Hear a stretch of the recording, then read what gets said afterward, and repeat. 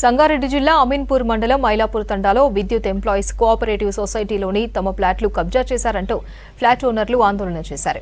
ఫ్లాట్లలోని ఆక్రమణలను కూల్చివేశారు. ఫ్లాట్లకు సంబంధించి తమ దగ్గర అన్ని ఆధారాలు ఉన్నాయని చెప్పారు. 3 సార్లు కోర్టుల్లో కేసు గెలిచామని ఇంకెన్ని న్యాయ పోరాటాలు చేయాలన్నారు ఫ్లాట్ ఓనర్లు. హైకోర్టు ఫేవరబుల్గా ఇచ్చింది మాకు.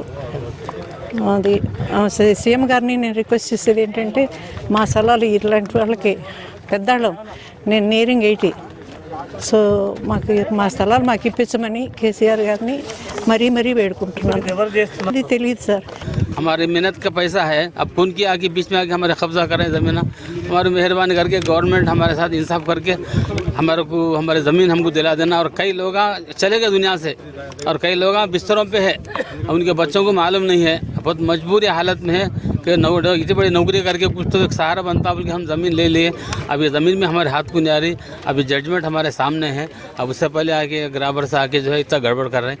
अब मेहरबानी करके गवर्नमेंट इन्वॉल्व होकर हमारी ज़मीन हमको दिलाने का से हम अपील कर रहे हैं, ख्वाहिश कर रहे हैं आप लोगों से.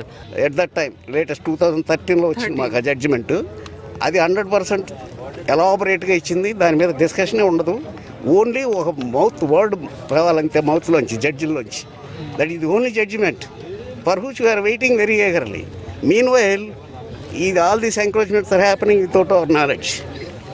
So we request the government, honorable chief minister and all concerned higher ups to take care of our issue and see that our hard-earned money is materialized.